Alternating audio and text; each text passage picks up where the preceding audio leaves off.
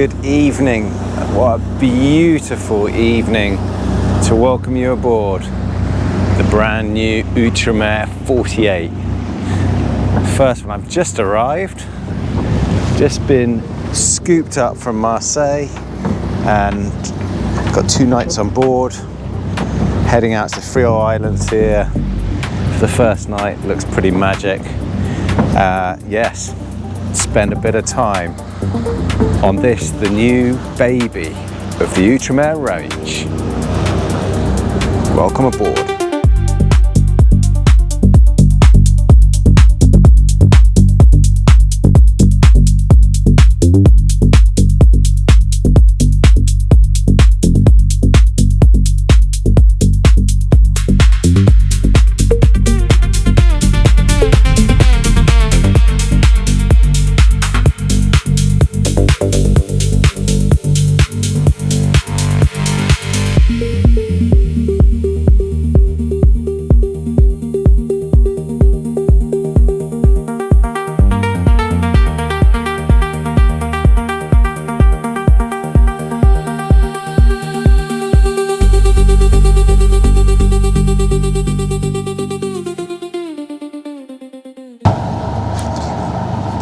Lifting the dinghy. 1 line, 1 powered winch, 150 kilo dinghy in.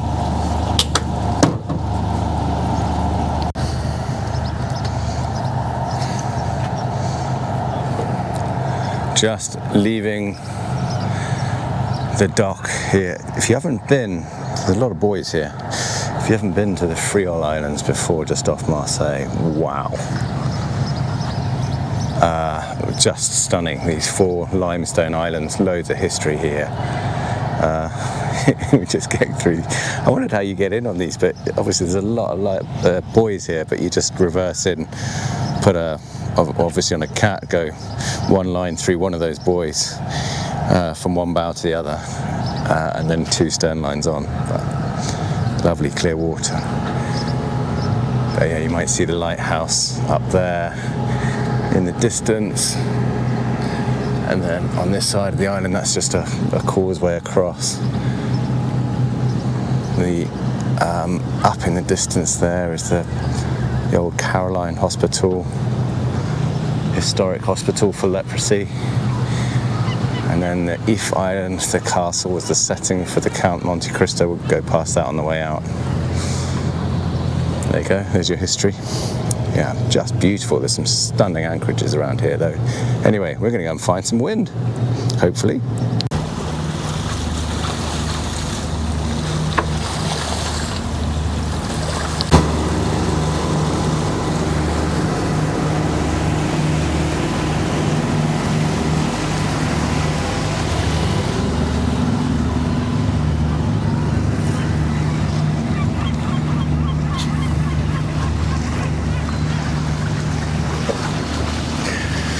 So it's a hot and quite a still morning here. So we're leaving Friol Island. So the boat was here and I came to join it here because he was doing a photo shoot, and now we're going to sail it back to the yard today. So, well, not actually back to Outremer, I should say, because the yard it's built is Lorient, the old Marston Composites. And yeah, this came here to do the International Multihull show, the first Outremer 48. So we've got about 55-60 miles.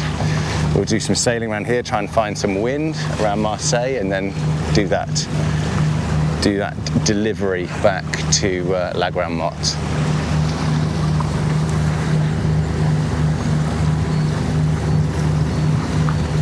So we're sailing. It's only about 8 knots forecasted.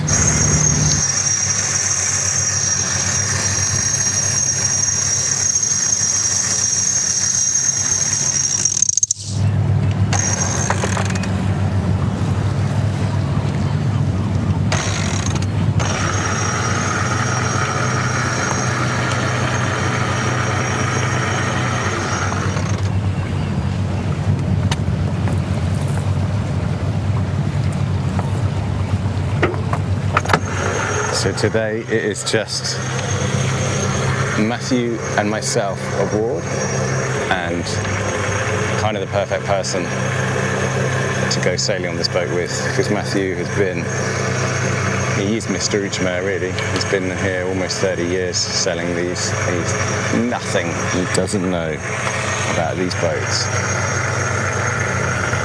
which makes me a bit of a bystander if I want to be, but helps get me hold this camera and show you a little bit about what we're doing on a bit of a travel log here. But yeah, just want to show you a bit about how you can operate these big cats short-handed as well.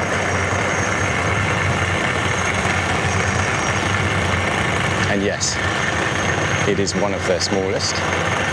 They still do the 45, but it is still a big cat in my books. 4801. And that's a big, powerful mainsail. Slightly different spec on this in that they've gone, the owner of this first boat's gone for an overlapping Genoa instead of a self-tacking jib, and a staysail, and then to have that you want the extended longeron. So that longeron, that bowsprit section, is self-supporting, doesn't need a bobstay, it's got carbon reinforcement in it, and so you can fly head sails off there as well. And it also has carbon mast from Exxon this time.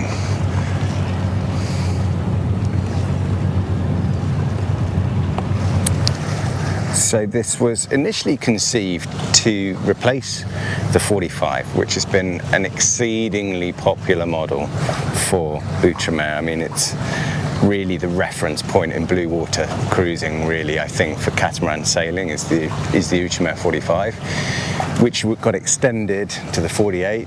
A lot of people would have seen that sailing La Vagabond, and they have built 128 of those. So when they were looking at replacing this model, they wanted to keep it, that model, they wanted to keep it within 15% price point if they can do so. But once this grew to the volume it did, and it is, it ended up being 30% more than that original 45. It's called a 45, not this one, the original is called a 45 because even with 48 long, it's only 3 foot extended on the transoms, otherwise the boat's the same. Whereas this is a true 48. So at 30% more, they've decided to keep the 45 in the range because this starts at 1.2 million. So it's a big entry-level boat for a brand to have. So the 45, for those that still love it, is still in the range.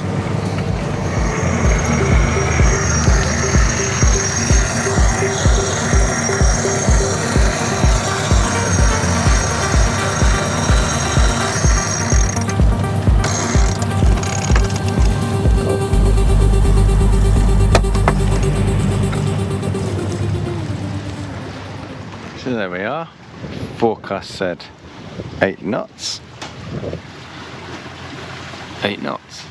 and we're making about 5 at 30 degrees to the apparent wind, so we're making some progress. Time to try out the tiller.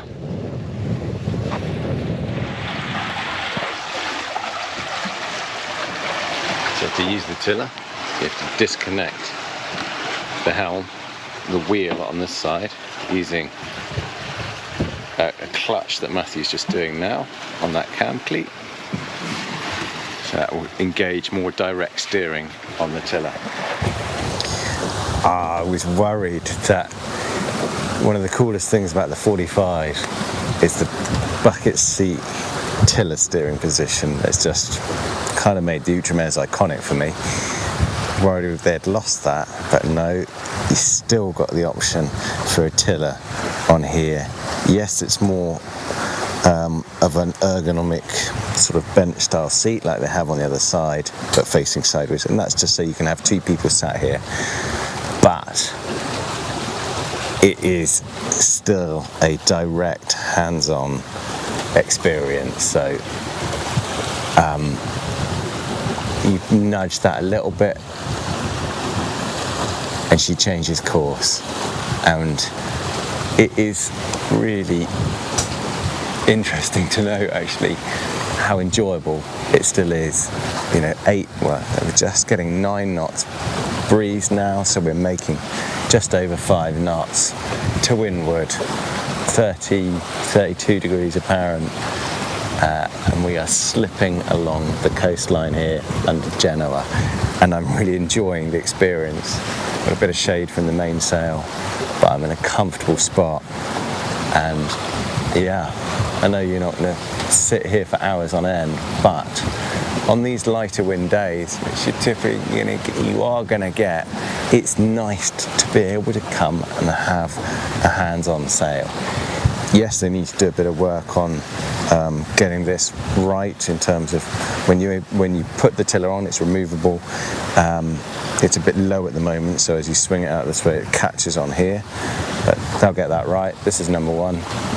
But I'm just really glad they've kept this. And I have a feeling I'm going to spend quite a lot of today sat on this side with this tiller in hand, because every little notch of increase in breeze, so that was just 9.2 and then now up to 5.5 knots, and you can feel it. Direct steering, fun. And you can't say that about a lot of 48-foot cats that you could live aboard and sail around the world on, but still have fun sailing, single figure breeze. This is the view from here. It's a tough life. This has been the last 45 minutes or so. Yeah, still in sort of 8 knots breeze, up to 9 at times. But it's very pleasant. Just had this little sandwich here on the helm, feet up, now in the sun. Yeah, doing something I would not otherwise do in such light breeze, just staying on the helm. So that's the coastline behind us. We're heading up Grand Mott Way. We're tacking out to sea a bit because the southerly's meant to come round, which would be great. There's also this line of cloud, so we're hoping there's more like 10 knots of wind coming from the south that will help us there, but what's in the cloud? So we're in the fog, in the Med, not the English Channel. We've just hoisted this code 0, and I'm just going to unfurl it here as Matthew does the sheet back there.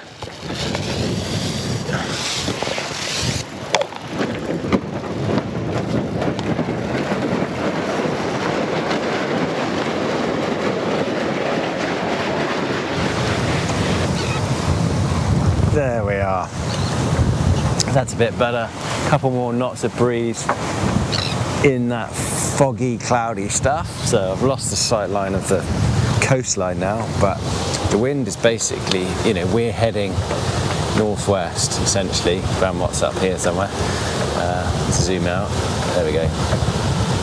So we're heading up towards Montpellier here, and the wind is backing round to the south. So it's already come round 20 degrees or so, which is why we could set the code 0, and it's continuing to back. So we'll get it more and more on the beam, and be able to reach towards La Grand Mott. But yeah, straight away 10 knots breeze. We've got double figures breeze. We're making 7.5 knots now, and it gives us 15 knots apparent. So got a bit more heel on, a bit more action. A good time probably to take you through a bit more of the deck, a bit more of the boat. Hopefully, we'll get livelier conditions as we go by, and I want to keep sailing. So we've got the code 0 out now. This is a bit of a different sail plan. You'll notice it's got a self-tacking jib, comes as standard.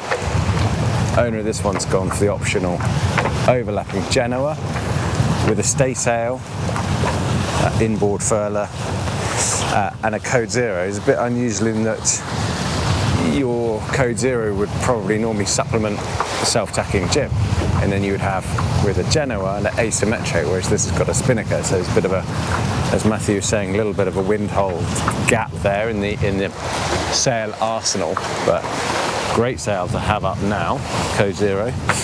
So as I said, that's set off the bowsprit longeron,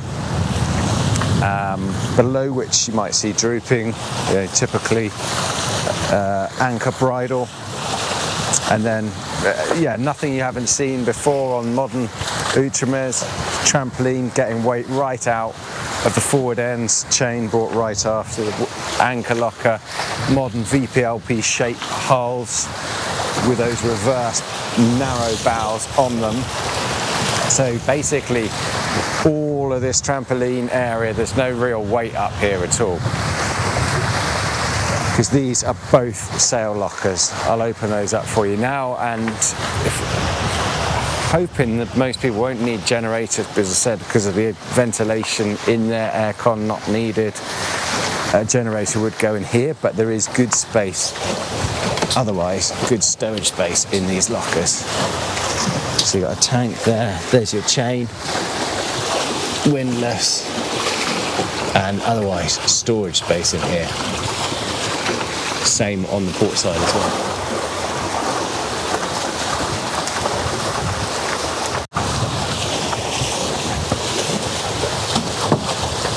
These sail lockers are superb, really, because this is where you can keep plenty of toys.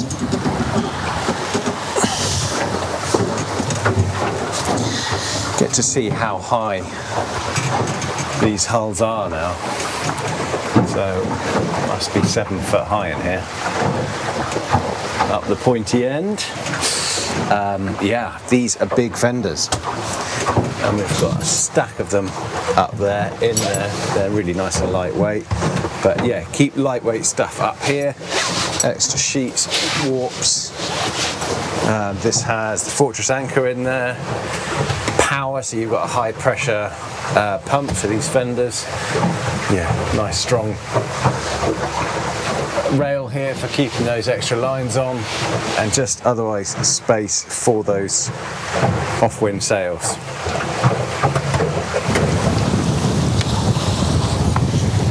And then mirrored on the starboard side. I won't get right inside there, but you can see the space.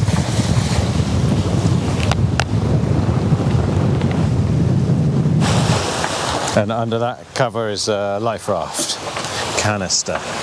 And you've got a couple of steps up to get up onto the coach roof, and a handle at the mast to help you do so. See the gooseneck and the boom kept really nice and low along that coach roof. So it's easy to get into the stack pack there, access the sail. And then otherwise all lines apart from that starboard side kite sheet or code sheet, which comes to this winch, can be managed from the port side helm area. So you can bring everything back, including sort of hoisting those halyards, and put them on that big powered winch, or even cross lead, so go around that. So the black lines there are the Genoa sheets. You can take those around the outboard winch, put them on the powered winch if you want as well. This I obviously raved about on the 52, replicated here. Comfortable sculpted double helm seat there, sociable, with your throttle controls inboard, and this swing pedestal. This one's a JP3 actually, so this is a prototype one. On the large boats they use a Jeffer system, but this means you can essentially pull out that knob and swing this wheel right outboard, so you're sat with a view of the telltales if you want it, or right inboard to steer and see from the cockpit through the forward facing windows. But this upright position is quite a nice one to have, because you're raised up and you've got step forward of here, you've got easy clearance to the winches here. So say the line's led here, good tail stowage below in a tall, narrow tailing locker below there to get rid of those, keep them out of the way, and extra ones outboard here just on line.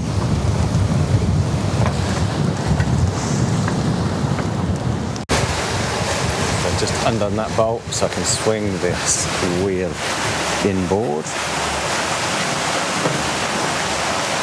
And then there is your view forward, steering from complete protection here in the cockpit. And that's something I loved on the 52, really well done. And the only real difference is that the 52, you could have the winch in here, so you have your sail control, so you can trim from in here as well, whereas on this 48, you need to be up there on the bulkhead winches to be doing the trimming.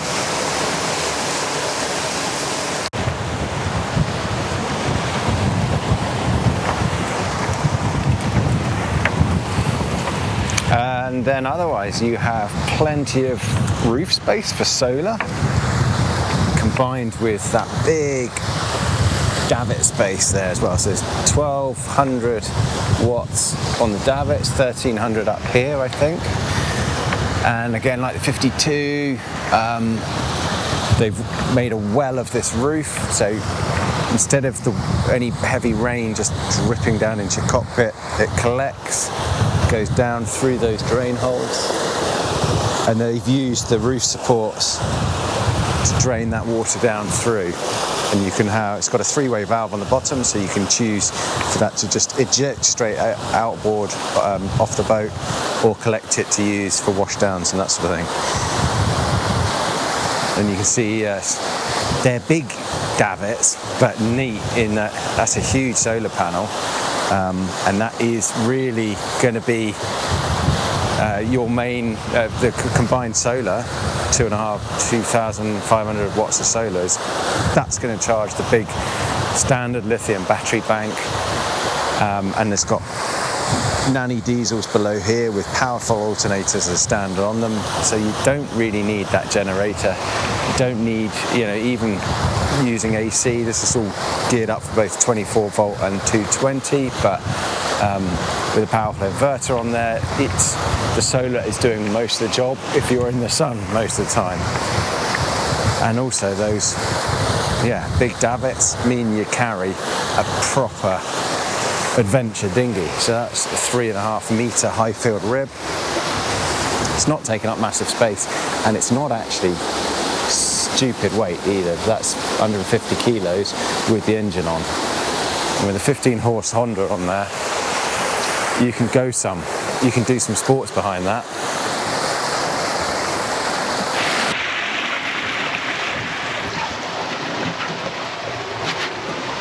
Conventional engine room access here, the aft transoms. That's your steering linkage between the twin helms, twin rudders. Hang on, let me get in here.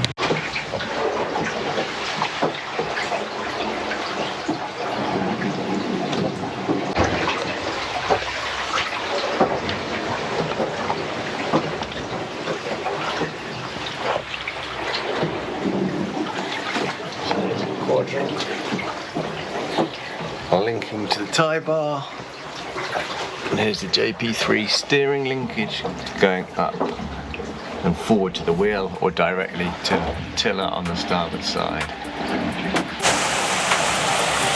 And another really good option is obviously to close this mini cockpit area off with the fabric, which is neatly contained beneath that lip.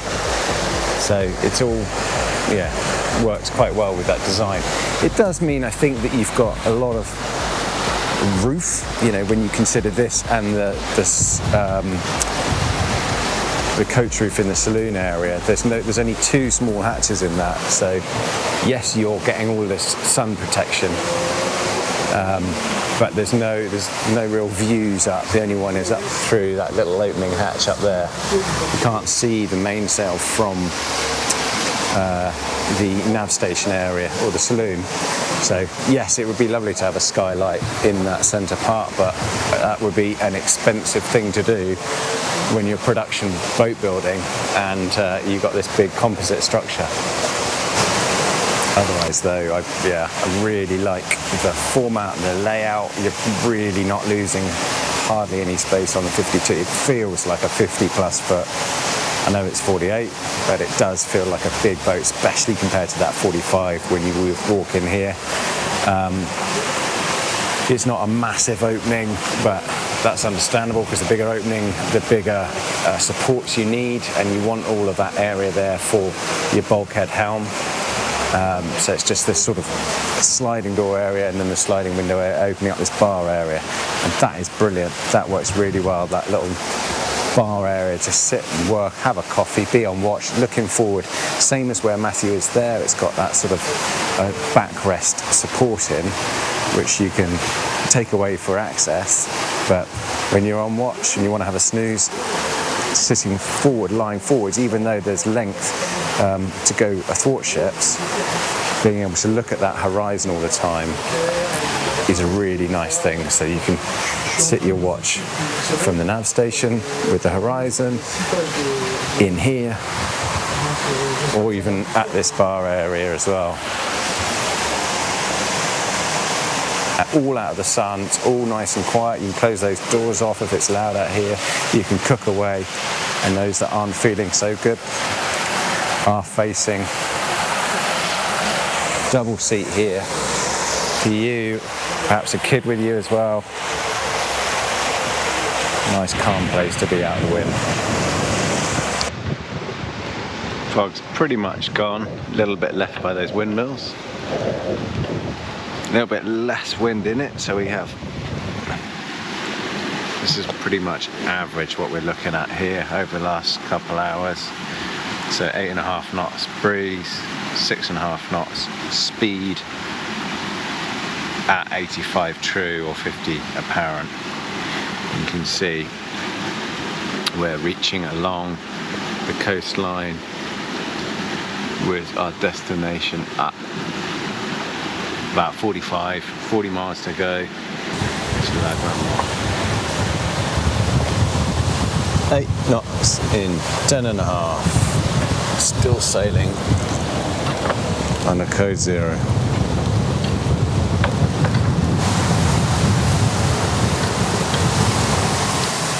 So as I say, fans of the 45 will see straight away the space, the difference you get in here. Very modern living layout, and this is exactly what Outremer does really well with this modern generation. So it takes on board, hang on, just going to adjust course, we've got a fishing pot coming up, which I'll do from here.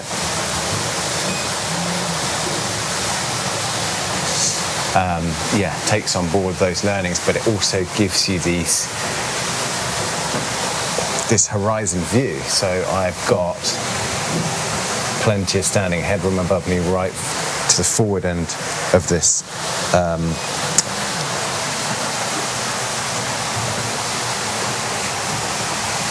concentrating on at the forward end of the saloon here, and nav station.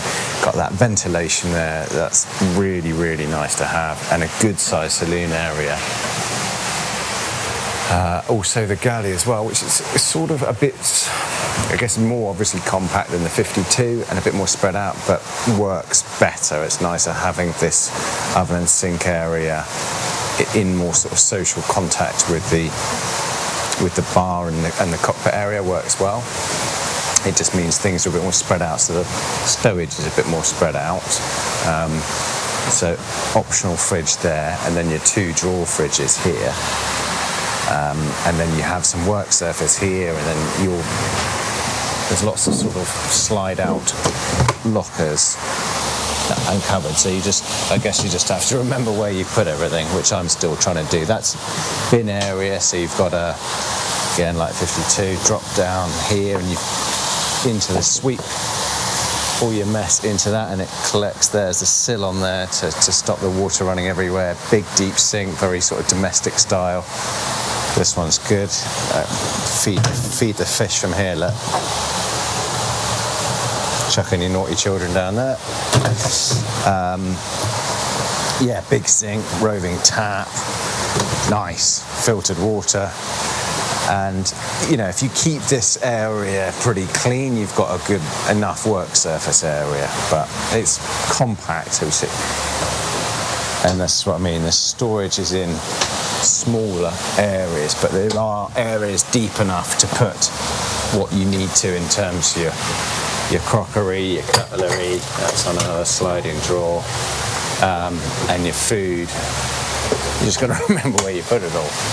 A little bit of ventilation from above me there, but otherwise it's one sort of big plastic roof. You don't have a skylight in it as such. I guess trying to keep the cost down, really.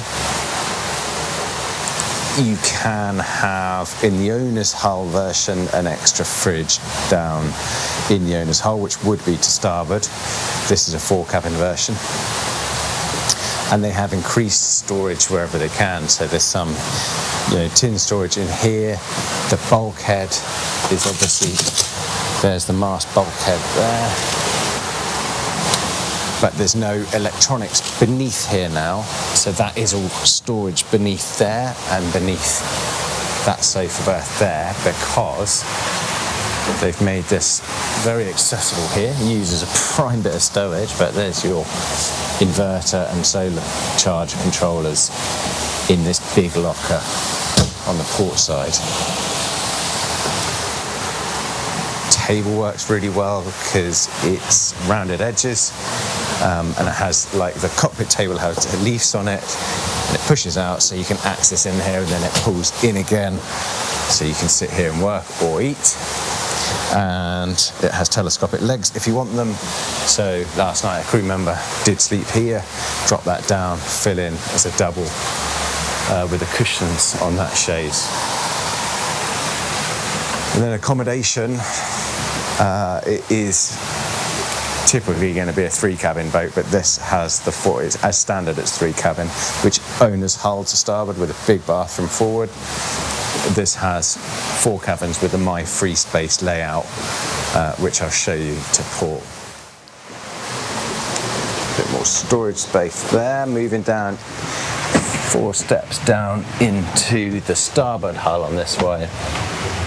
So let's call it the guest hull.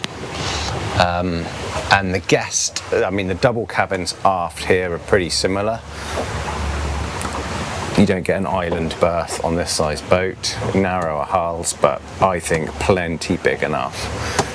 Loads of natural light, long hull windows, aft opening part of that window, and then opening hatch above.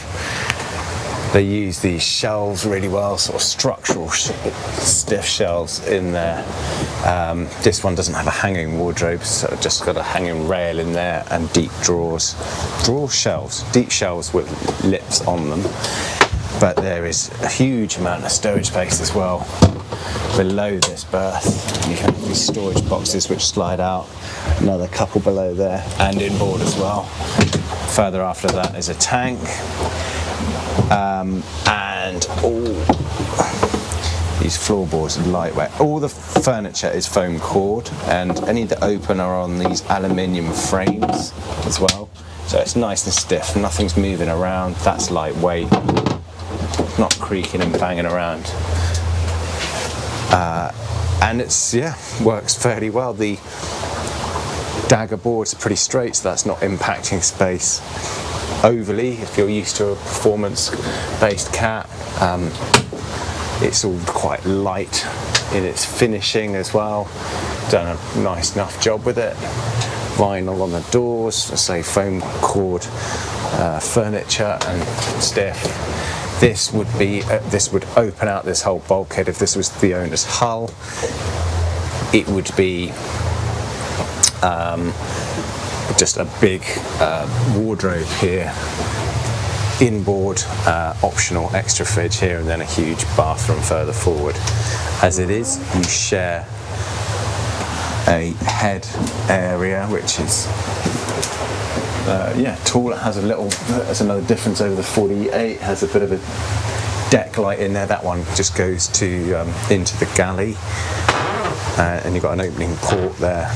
Inboard, same with the shower area here, which is a bit darker because it doesn't have that. So it's a bit of a darker box in that one. Still, these two cabins share those, makes sense to share them. Or you can go and obviously go and use the larger one on the port hull. This is a good cabin. I like this cabin because I stayed in it. It's comfortable, nice sized bed for kids, for guests. Obviously your headboard end is forward, so you probably feel that in a pitching seaway a bit, but otherwise good amount of stowage space again in those shelves, again with these boxes inboard there, and yeah, plenty of natural light, all good, and the Vital fan, keep you cool at night.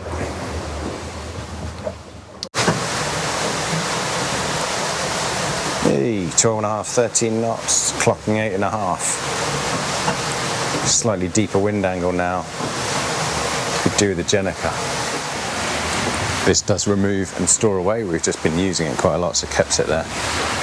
Dropping into the port hull. So this always stays as two cabins essentially, an aft cabin and either a fitted out cabin or this my free space.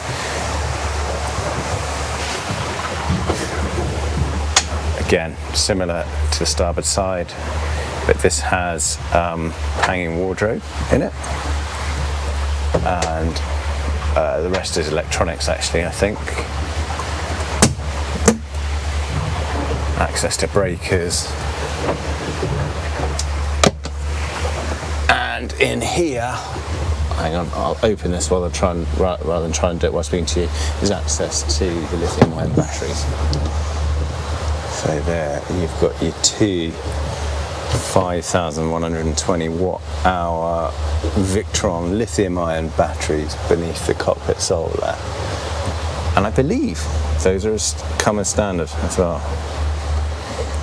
In this format, 4 cabin, this would be the owner's cabin, has the repeater there, instrument repeater, extra wardrobe space, some more storage in the sole boards again, but you also get this, rather than splitting the head and shower, they're combined more conventionally here. Still good size, separate shower compartment there with a seat in it, just a bit brighter as well, actually getting more natural light coming down from that opaque skylight into the saloon.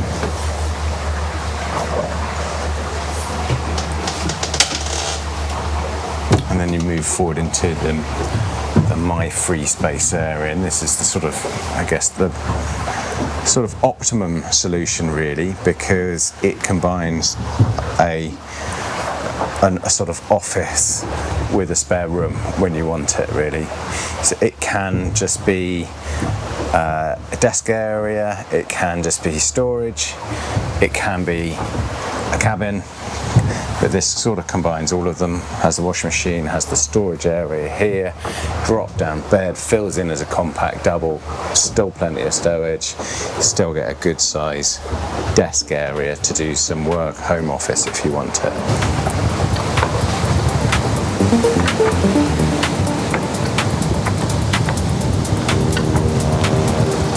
Breeze still getting up a little bit mid-afternoon, so I'm back on the wheel enjoying myself. It is, yeah, really nice actually. We've got 12 to 13 knots true now, and we are making 9 knots on average. A very easy 9 knots, 9.4 at the moment, and that is at about 100 degrees to wind, with this smaller code 0 up, so we're making pretty good reaching progress in, around 15 knots of power and breeze. Just dodging some lobster pots, quite a few out here as I tell you this, but it's a nice raised position for which I've just canted the wheel out here so I can actually stand right outboard, keep an eye on them. But yeah, it's nice direct steering as well. Obviously got the tiller on the other side, but yeah, very much enjoying it when you get that extra few more knots of breeze. So once it's up into double figures, really. There's a couple of lobster pots there. But yeah, this is averaging 9 knots now. That's getting places for a 48 footer.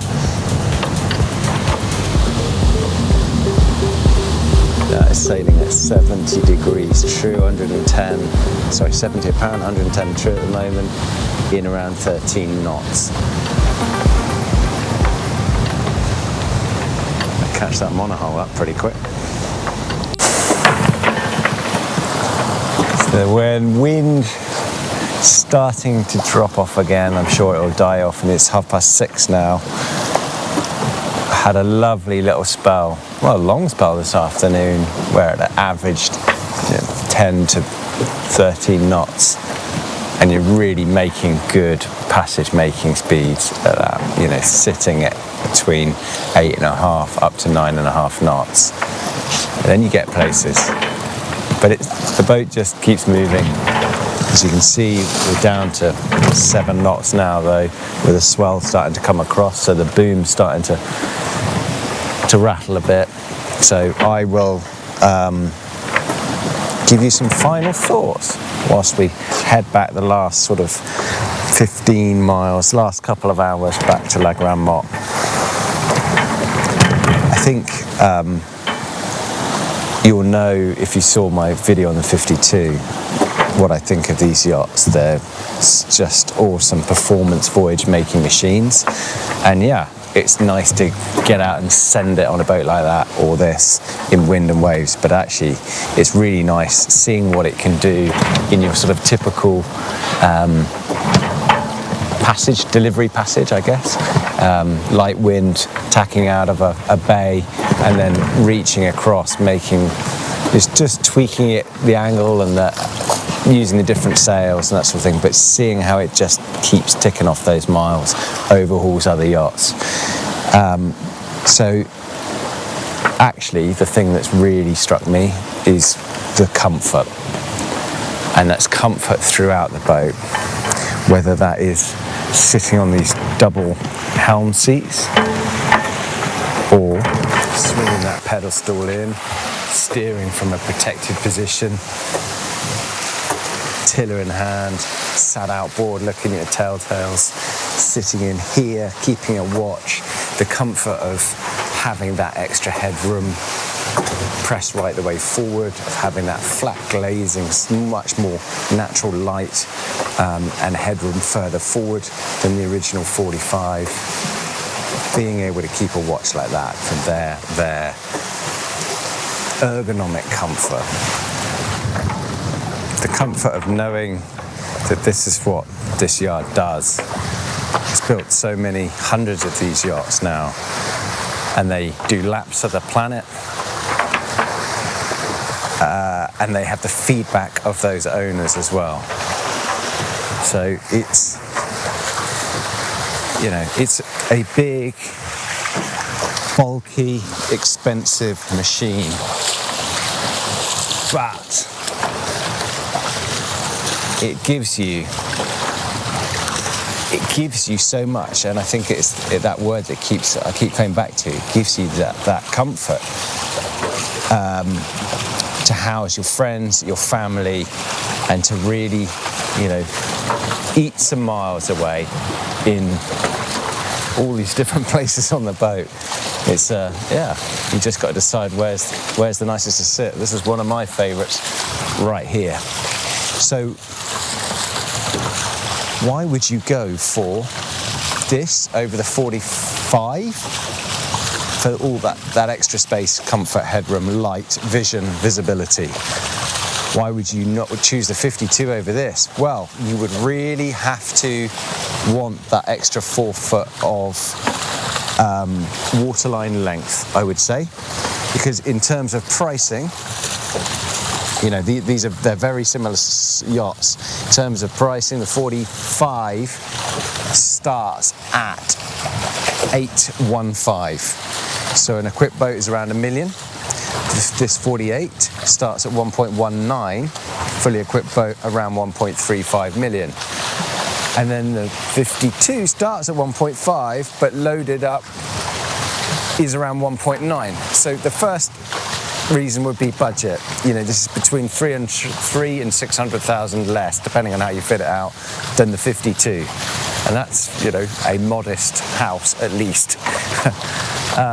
So you really got to want that extra 4 foot of waterline length, a bit more payload capacity, but equally the same applies. This gives you that extra payload capacity over the 45. It will keep sailing, that extra space, that extra volume. Nice decision to have, but I think, yeah, the 48 will actually steal more owners off the 52. So yes, comfort is the word I keep coming back to with this. Yes, it's performance comfort, but there's plenty of it. You pay for it. Obviously, that is a lot of money, and it's a shame that you have to spend 7 figures to get a yacht like this these days on a production line. But there's a lot of boat for that money, and well, for the dreamers, you know. You imagine heading across an ocean like that one day. I don't think I'll ever be able to afford to, but there aren't many other vessels I would choose over this one in which to do so. Hope you enjoyed getting aboard the Outremer 48.